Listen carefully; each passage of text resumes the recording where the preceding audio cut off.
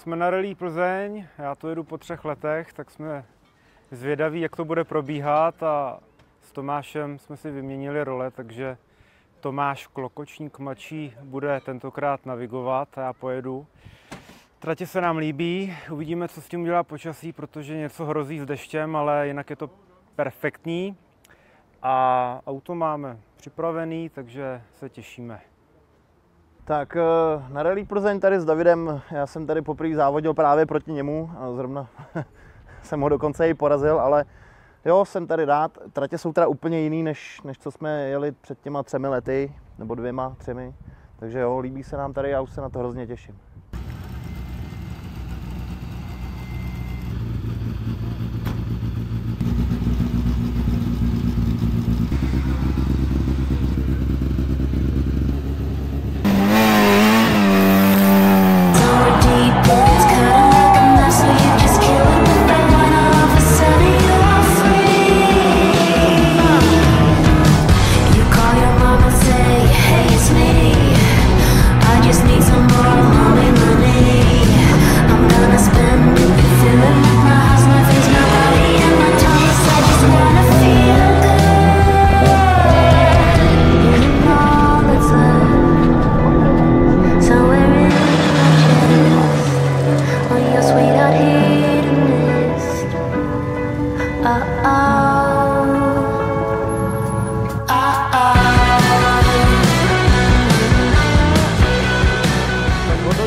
Závodu máme po první sekci na Rallye Plzeň, je to hodně uklouzaný.